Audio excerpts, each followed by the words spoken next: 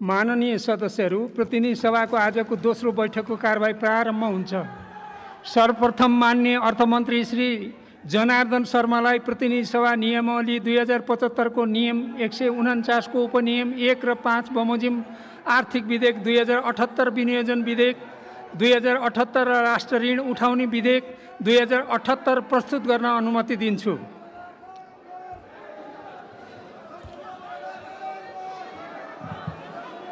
सम्मान्य सभामुख महोदय, प्रतिनिधि सभाको यस गरिमामय बैठकमा नेपाल सरकारको अर्थमन्त्रीको रूपमा आर्थिक वर्ष 78-79 को अर्थ सम्बन्धी अध्यादेशलाई प्रस्तावित गर्ने विधेयक प्रस्तुत गर्न उपस्थित भएको छु। नेपालको राजनैतिक सामाजिक परिवर्तनका लागि बलिदान गर्ने सम्पूर्ण शहीदहरूप्रति हार्दिक श्रद्धाञ्जली प्रकट गर्छु। बेपत्ता पारिएका प्रति सम्मान प्रकट गर्न चाहन्छु। सरकार अविच्छिन्न हुने भएकाले पूर्ववर्ती सरकारले अध्यादेश मार्फत घोषणा गरेको आर्थिक वर्ष 78-79 को आय व्ययसँग सम्बन्धित अध्यादेशहरू प्रतिनिधि सभामा मैले प्रस्तुत गरिसकेको छु। नेपालको संविधानमा निर्दिष्ट सिद्धान्त संयुक्त सरकारको साझा न्यूनतम कार्यक्रम वर्तमान सरकारको नीति र प्राथमिकता कोभिड-19 महामारीबाट सृजित चुनौती समेतलाई सम्बोधन गर्न र जनप्रतिनिधिको अनुमोदन नभई कर लगाउन नपाइने मान्ने सिद्धान्तमा आधारित रहेर राजस्व र व्यय अनुमानको विवरण परिमार्जन सहित प्रतिस्थापन विधेयक यस सार्वभौम संसदमा पेश गरेको छु। नयाँ सरकार गठन भएपछि देशको वर्तमान आर्थिक अवस्थाको यथार्थ चित्रण झल्कने जानकारी सम्बत 2078 साउन 26 गते मैले सम्मानित सदन समक्ष पेश गरिसकेको छु। संयुक्त कोभिड-19 विरुद्धको खोपका लागि पर्याप्त स्रोतको व्यवस्था गर्न, संयुक्त सरकारको साझा न्यूनतम कार्यक्रमको कार्यान्वयन गर्न एवं स्रोत साधनको वितरणलाई सन्तुलित र समन्यायिक बनाउन बजेटलाई परिमार्जन गर्न जरुरी रहेको छ। पूर्व तयारी नभएका आर्थिक तथा प्राविधिक दृष्टिकोणले सम्भाव्य नदेखिएका प्रस्तावित आयोजना एवं स्रोतको सुनिश्चितता नभएका आयोजनाहरूको पुनः प्राथमिकरण गर्नुपर्ने भएको छ र वित्त व्यवस्थापन पारदर्शी र अनुमानयोग्य बनाउनुपर्ने एवं साधन स्रोतको महत्तम उपयोग गरी समष्टिगत आर्थिक स्थायित्व कायम गरी उच्च दरको आर्थिक वृद्धि हासिल गर्नुपर्ने भएकोले आर्थिक वर्ष 78-79 को आय व्यय सम्बन्धी अध्यादेशमा केही परिमार्जन गरेको छु। प्रस्तुत प्रतिस्थापन विधेयकका देहाय बमोजिम उद्देश्य रहेका छन्। क. विद्यमान बहुआयामी गरिबी न्यूनीकरण गर्ने। ख. अर्थतन्त्रको पुनरुत्थान गरी उच्च दरको आर्थिक वृद्धि दर हासिल गर्ने। ग. संविधानले परिकल्पना गरे अनुरूप समावेशी र समाजवाद उन्मुख अर्थतन्त्रको निर्माण गर्ने।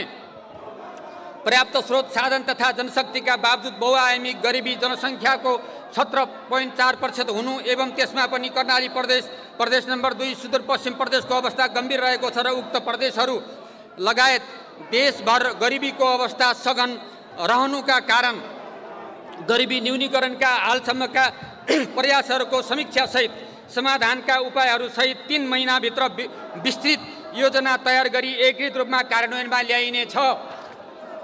बढ्दै गएको व्यापार घाटालाई क्रमशः घटाउँदै वैदेशिक व्यापार सन्तुलन गर्न ढिला भइसकेकोले तत्सम्बन्धी समग्र योजना निर्माण र त्यसको क्षेत्रगत कार्यान्वयनका लागि सम्भव र आवश्यक कामहरू समेत तोकेर अघि बढ्न 3 महिनाभित्र योजना तयार गरिनेछ।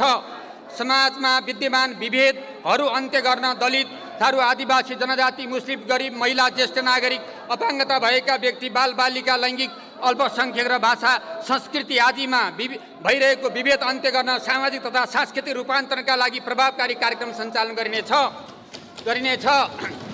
सङ्घीय लोकतान्त्रिक गणतन्त्र, समावेशी समानुपातिक प्रतिनिधित्व, सङ्घीय प्रणाली, 3 तहका सरकार र तिनीहरूको परिभाषित अधिकार क्षेत्र, मौलिक अधिकारको कार्यान्वयन, भ्रष्टाचार नियन्त्रण एवं सुशासन योजनालाई प्रभावकारी रूपमा कार्यान्वयन गर्न कानुनी तथा संरचनागत सुधार गरिनेछ।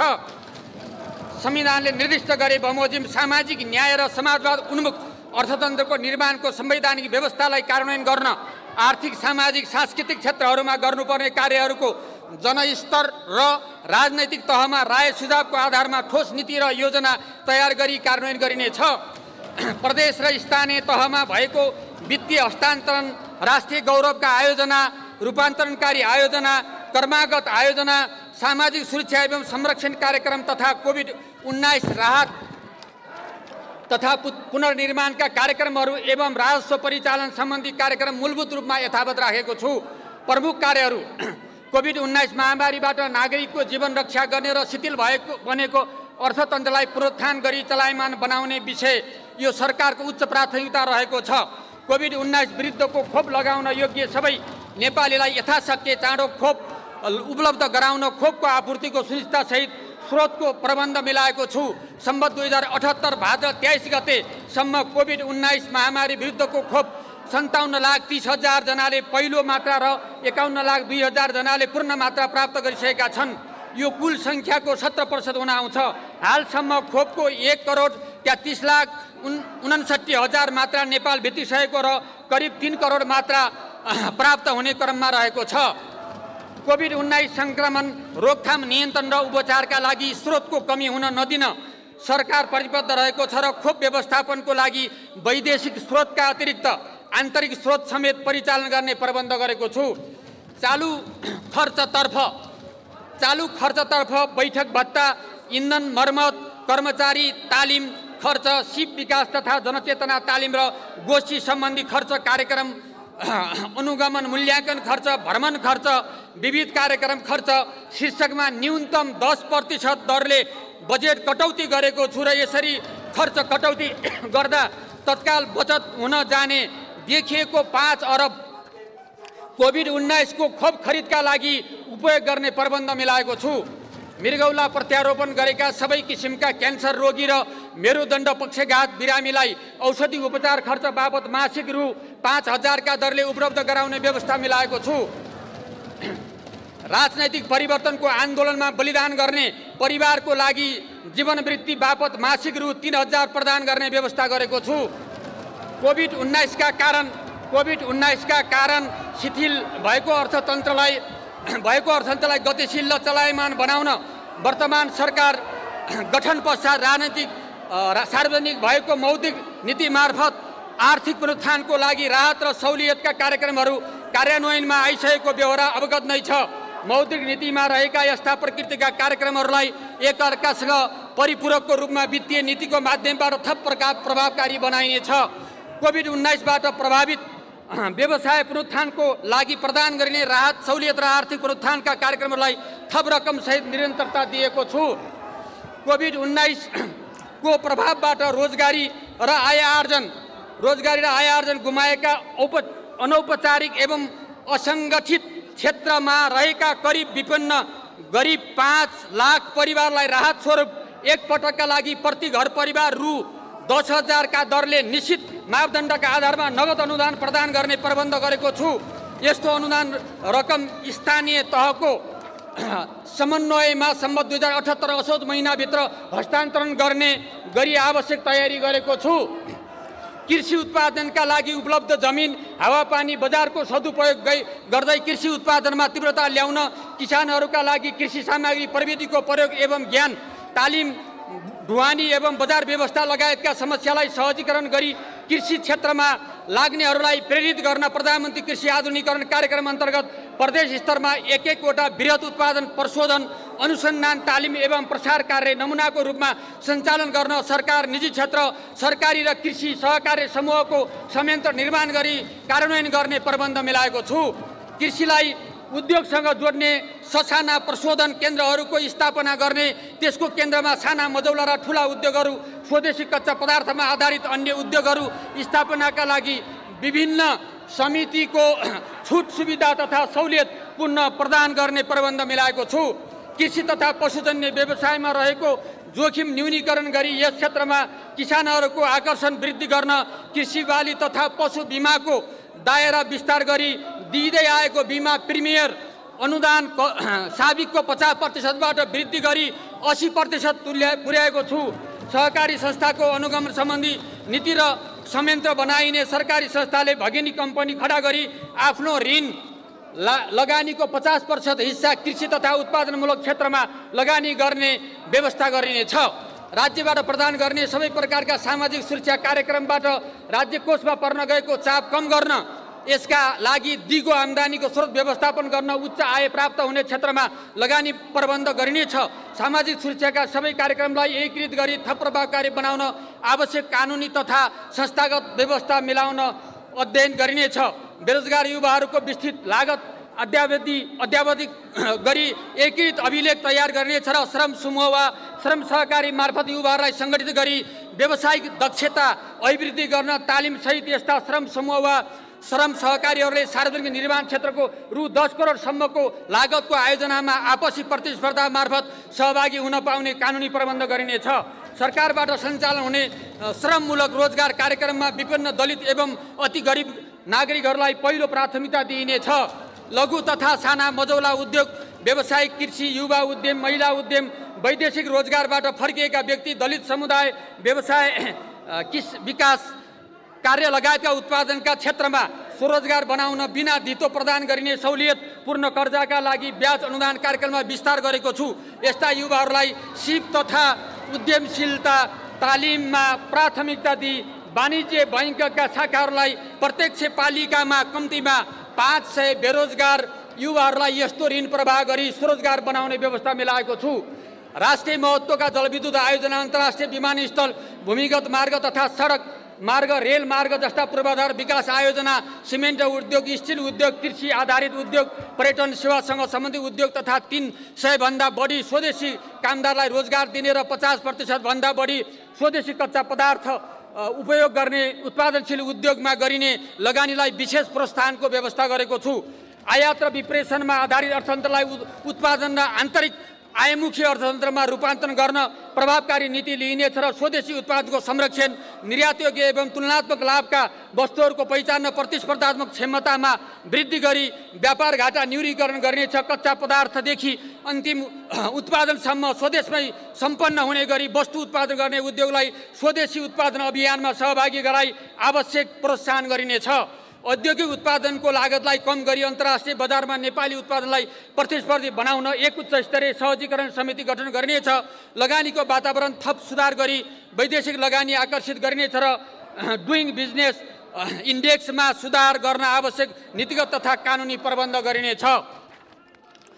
सभामुख महोदय, निजी क्षेत्रलाई मुलुकको आर्थिक विकासको संवाहकको रूपमा भूमिका खेल्न निजी क्षेत्र मैत्री नीति बनाउँदै व्यवसाय गर्न अनुकूल वातावरण सिर्जना गरिनेछ। समृद्ध नेपाल निर्माणको आधारको रूपमा रहेको सडक निर्माणलाई योजनाबद्ध रूपमा कार्यान्वयन गर्न सडक सञ्जालको नक्साङ्कन तयार गरी सङ्घ, प्रदेश र स्थानीय तहको प्रष्ट क्षेत्राधिकार तोकी सडक निर्माण गर्ने नीति लिइनेछ। आर्थिक प्राविधिक दृष्टिकोणबाट अध्ययन नभएका र पूर्व तयारी नभएका प्रदेश तथा स्थानीय तहबाट कार्यान्वयन गर्न सकिने प्रकृतिका करिब 1400 सडक आयोजना आवश्यकता र औचित्यताको आधारमा खारेजी वा प्रदेश वा स्थानीय तहमा हस्तान्तरण गर्ने गरी हाल त्यस्ता योजनाहरूको कार्यान्वयन स्थगित गरेको छु।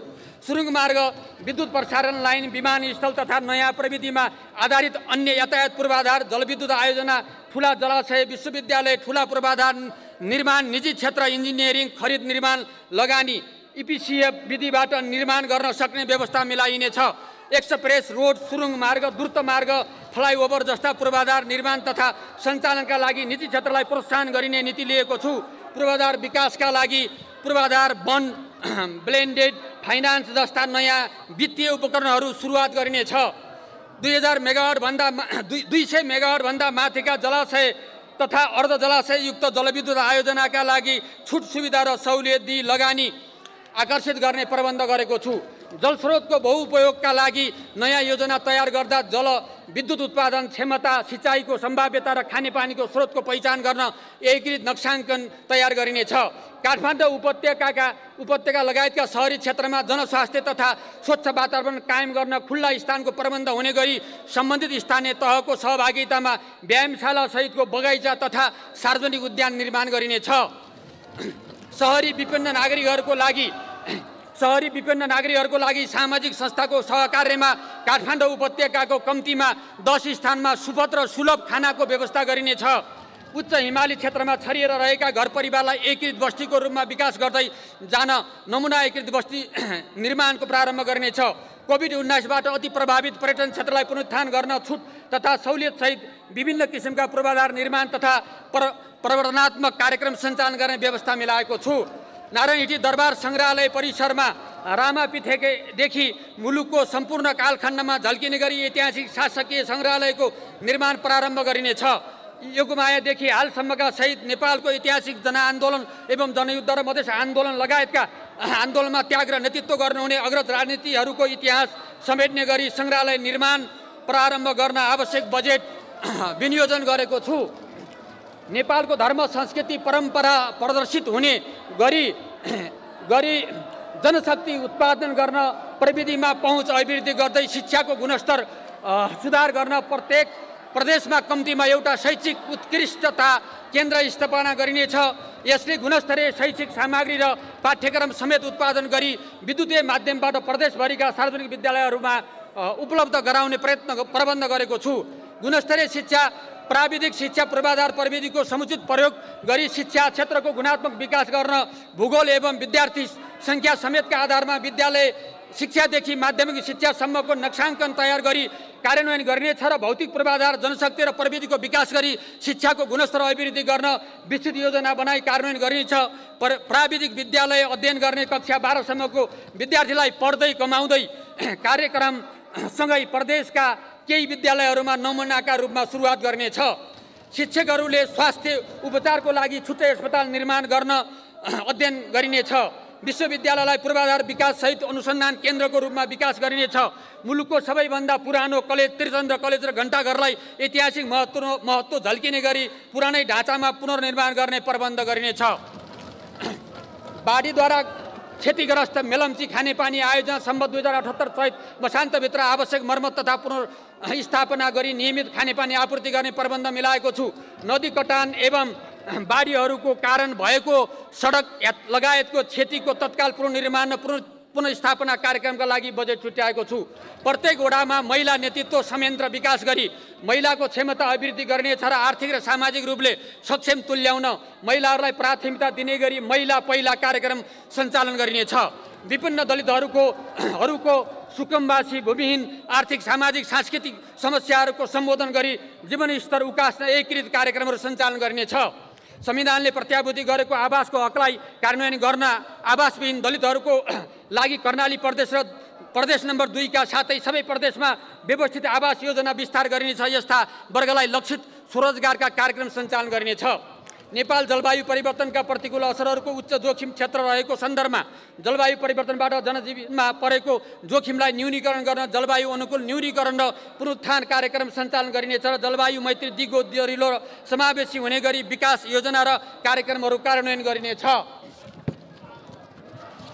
जोखिमयुक्त क्षेत्रको पहिचान गरी बसोबास र विकास निर्माण कार्य व्यवस्थित गर्न आधुनिक प्रविधिको माध्यमबाट भौगोलिक अध्ययन स्क्यानिङ गरी सोको आधारमा विकास निर्माण लगायतको कार्यक्रम सञ्चालन गरिनेछ। भूकम्प पछिको पुनर्निर्माणको चरणमा बाँकी रहेका निजी आवास अनुदान वितरणको कार्य सम्बन्ध 2078 मङ्सिरभित्र सम्पन्न गरिनेछ। भूकम्प पछिको पुनर्निर्माणसँग सम्बन्धित बाँकी रहेका कार्यक्रमहरू विषयगत मन्त्रालयमा हस्तान्तरण गरी सम्पन्न गरिनेछ। पुँजी बजारमा वित्तीय अनुशासन कायम गरी सर्वसाधारण लगानीकर्ताको हित संरक्षण गरिनेछ। सरकारको मातहत रहेका सम्भाव्य सार्वजनिक संस्थाहरूलाई आवश्यकता अनुसार पूर्ण सरकारी स्वामित्वका कम्पनी मोडेलमा रूपान्तरण गरी पुँजी बजारमा सूचीकृत गर्दै आत्मनिर्भर र लगानीको थप स्रोत जुटाउन सक्षम बनाउँदै लैजाने नीति लिइनेछ। निरन्तर घाटामा गएका सार्वजनिक संस्थाहरूलाई संरचनागत र व्यवस्थापकीय सुधार गरी सञ्चालन गर्ने, खारेज गर्ने वा अन्य उपयुक्त विधिबाट व्यवस्थापन गर्ने नीति लिइनेछ। वित्तीय संघीयतालाई थप प्रभावकारी बनाउन स्रोतहरूको बाँडफाँड क्षमता अभिवृद्धि लगायतका संविधान बमोजिमको अधिकार प्रयोगमा प्रदेश र स्थानीय तहलाई थप प्रभावकारी बनाइनेछ। अन्तर्राष्ट्रिय आर्थिक सहायतालाई राष्ट्रिय हित र आवश्यकता प्राथमिकता र बजेट प्रणालीमा आबद्ध गरी परिचालन गरिनेछ। यस्तो सहायता स्वीकार गर्दा परियोजनाको प्राविधिक तयारी, लाभ लागतको विश्लेषण, कार्यान्वयन क्षमता र स्वामित्व सहायताको प्रभावकारिता समेत आधार लिइनेछ। सहायता प्राप्तिको सुनिश्चितता नभई बजेट स्रोत समावेश गर्ने छैन। बहुवर्षीय ठेक्का सम्बन्धी मापदण्ड 2077 भित्र पर्ने कोभिड-19 को खोप खरिद र स्वास्थ्य सामग्री खरिद गर्न एवं मध्यकालीन खर्च संरचनाभित्र स्रोत व्यवस्थापन अनुमान गरिएको बाहेक अन्य कुनै पनि आयोजना तथा कार्यक्रमलाई स्रोत सुनिश्चितता उपलब्ध गराइने छैन। उल्लेखित मापदण्डभन्दा बाहिरका आयोजनाहरूको लागि प्रदान गरेको स्रोत सुनिश्चितता रद्द गरेको छु। विकास आयोजनाहरूको अनलाइन अनुगमन गरी विनियोजन बजेट अनुरूप खर्च हुने पद्धति सुनिश्चित गरिनेछ र पुँजीगत खर्च वृद्धि गर्न मन्त्रालय एवं निकायहरूले मासिक लक्ष्य विभाजन गरी लक्ष्य अनुप्रगति गर्नुपर्ने प्रबन्ध गरिनेछ। निर्माण व्यवसायले आफ्नो क्षमताभन्दा बढी कार्यका लागि धेरैवटा ठेक्का लिने र समयमा कार्य सम्पन्न नगर्ने प्रवृत्तिमा सुधार गरिनेछ। विकास निर्माण कार्यका लागि आवश्यक प्राविधिक जनशक्ति विकास र पदपूर्तिलाई प्राथमिकता दिइनेछ र आयोजनाको विस्तृत परियोजना प्रतिवेदन सम्भव भएसम्म सरकारी इन्जिनियरिङ कम्पनीहरूका सार्वजनिक संस्था मार्फत तयार गर्ने नीति लिइनेछ। कोभिड-19 विरुद्धको खोप खरिदका लागि खर्च व्यवस्थापन गर्न, कोभिड-19 का कारण शिथिल बनेको अर्थतन्त्रको पुनरुत्थान गर्न, अनिवार्य दायित्व व्यवस्थापन गर्न तथा पुँजीगत खर्चलाई थप प्रभावकारी बनाउन, चालु खर्चमा मितव्ययता कायम गर्न, सार्वजनिक खर्चलाई मितव्ययी तथा प्रभावकारी बनाउने सम्बन्धी मापदण्ड तयार गरी लागू गरिनेछ। अनुत्पादक क्षेत्रमा सार्वजनिक ऋणको उपयोग भविष्यमा सामा ब्याज तथा भुक्तानीका लागि राजस्वको ठूलो हिस्सा छुट्याउनु पर्ने, भावी पुस्तालाई ऋणको भार थपिने जाने, निजी क्षेत्रमा प्रभाव हुने, वित्तीय स्रोत सङ्कुचित हुने जोखिम रहने हुँदा सार्वजनिक ऋणलाई राष्ट्रिय आवश्यकता पुँजी निर्माण, उच्च प्रतिफलयुक्त र उत्पादनशील क्षेत्रमा मात्र उपयोग गर्ने नीति लिएको छु। विनियोजन अध्यादेश 2078 प्रस्ताव गरिएको आन्तरिक ऋण तथा वैदेशिक ऋणको अंश करिब रु 37 अर्ब घटाएको छु। यसबाट नेपाली जनतामा रहेको ऋणभार सानो अंशमा भए पनि कम हुन जानेछ। अध्ययन अनुसन्धान र विश्लेषणबाट आधारित रहेर आर्थिक नीति निर्माण गर्न अर्थ मन्त्रालयमा एक थिङ्क ट्याङ्क रहने व्यवस्था गरेको छु। लोक कल्याणकारी विज्ञापनको दायरा विस्तार गरी अनलाइन मिडियालाई पनि लोक कल्याणकारी विज्ञापन उपलब्ध गराउने व्यवस्था मिलाएको छु। शान्ति प्रक्रियालाई पूर्णता दिन विस्तृत शान्ति सम्झौताका बाँकी कार्यभार तथा तराई मधेस आन्दोलन लगायतका विभिन्न समूहसँग भएका सहमति सम्झौताको कार्यान्वयन गरिनेछ। सम्मान्य सभामुख महोदय, चालु आर्थिक वर्षका नीति तथा कार्यक्रमहरू कार्यान्वयन गर्न रु 16 खर्ब 32 अर्ब 83 करोड विनियोजन गरेको छु। कुल विनियोजन मध्ये सङ्घले खर्च गर्ने चालुतर्फको रु 6 खर्ब 77 अर्ब 19 करोड अर्थात् 41.42%, पुँजीगत तर्फ रु 3 खर्ब 78 अर्ब 10 करोड अर्थात् 23.16%, वित्तीय व्यवस्था तर्फ रु 1 खर्ब 89 अर्ब 44 करोड अर्थात् 11.60% र प्रदेश र स्थानीय तहमा वित्तीय हस्तान्तरणतर्फ रु 3 खर्ब 87 अर्ब 30 करोड अर्थात् 23.72% रहेको छ। वित्तीय हस्तान्तरणतर्फ विनियोजित बजेट मध्ये चालु खर्चमा समानीकरण अनुदान सहित रु 3 खर्ब 25 अर्ब 75 करोड अर्थात् 84.11% र पुँजीगत तर्फ रु 61 अर्ब 55 करोड अर्थात् 15.89% रहेको छ।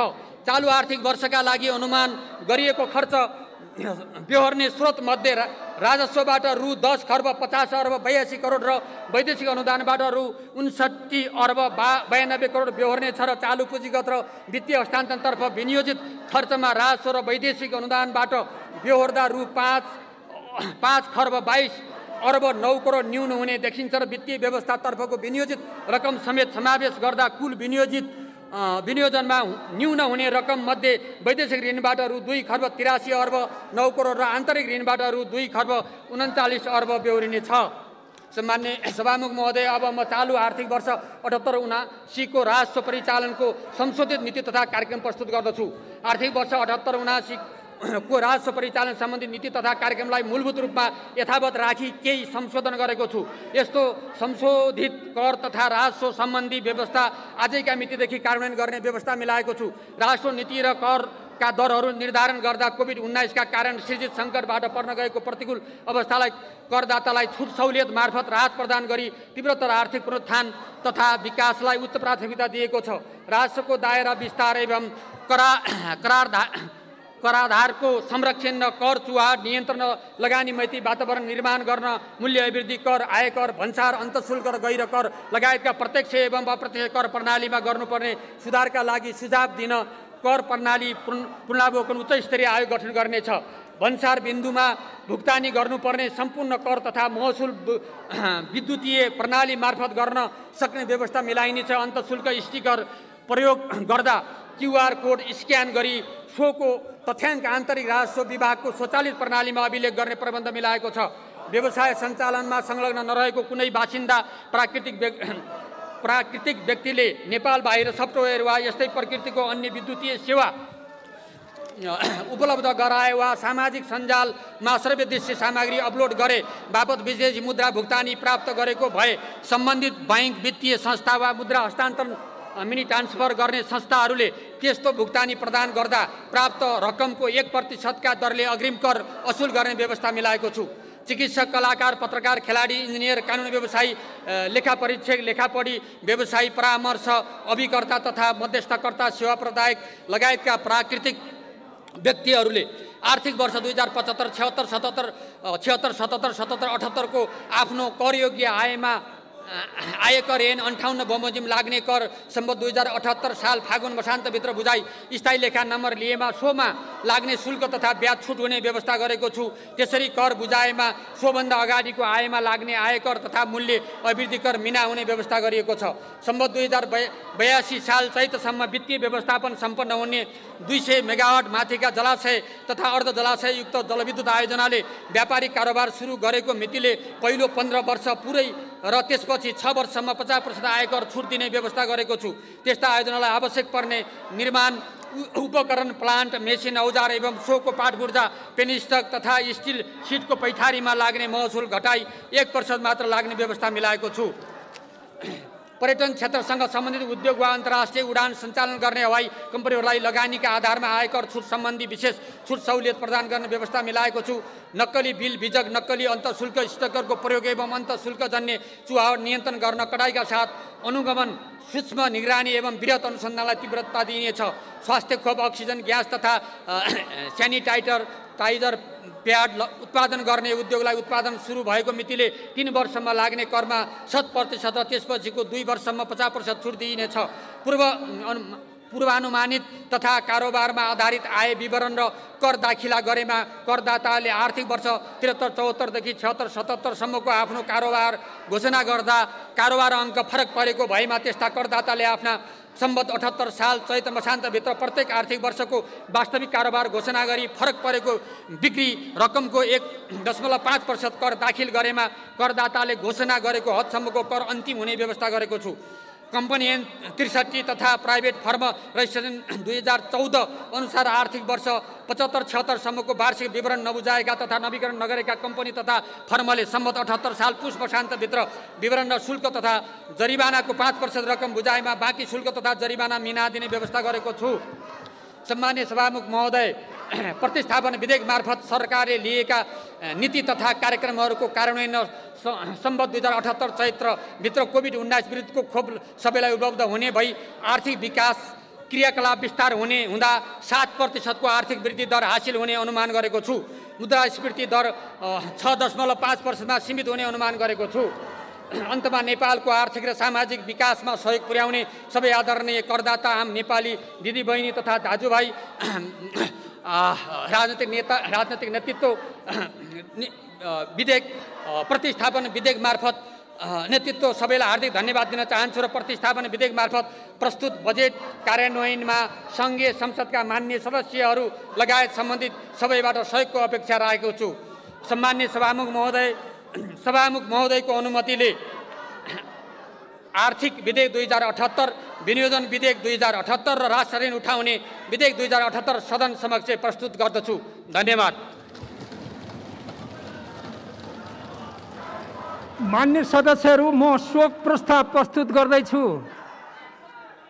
मान्य सदस्यहरू, म शोक प्रस्ताव प्रस्तुत गर्दैछु।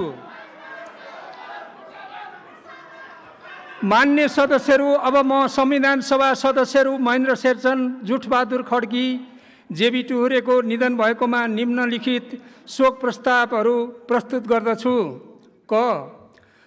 शोक प्रस्ताव क प्रतिनिधि सभाको यो बैठक नेपाल कम्युनिस्ट पार्टी एमालेबाट 2070 सालको संविधान सभामा समानुपातिक तर्फबाट निर्वाचित सदस्य महेन्द्र शेरचनको 68 वर्षको उमेरमा मिति 2078 साल भदौ 2 गते बुधबार उपचारको क्रममा असामयिक निधन भएकोमा उहाँको निधनप्रति शोक प्रकट गरी श्रद्धाञ्जली अर्पण गर्दै शोक सन्तप्त परिवारप्रति संवेदना प्रकट गर्दछ।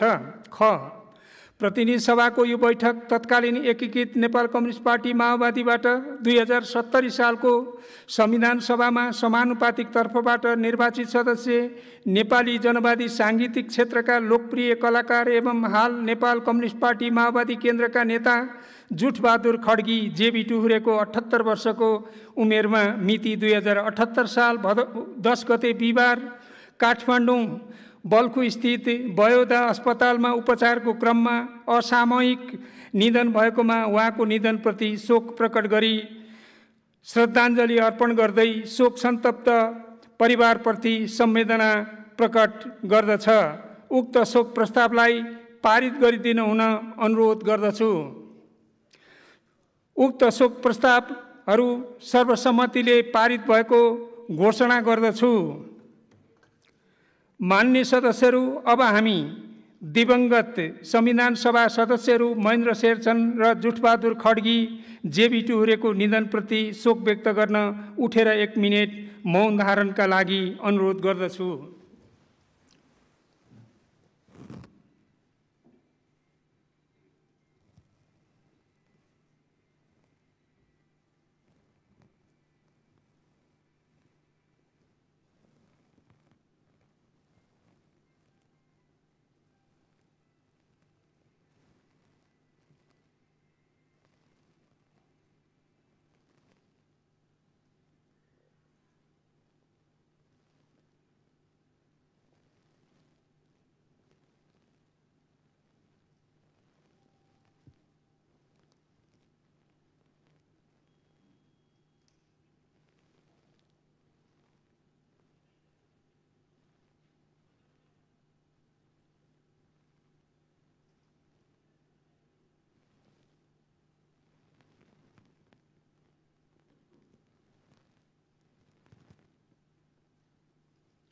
धन्यवाद। मान्य सदस्यहरू, अब अर्को बैठक 2078 साल भदौ 27 गते आइतबार दिनको 1 बजे बस्ने गरी यो बैठक स्थगित हुन्छ।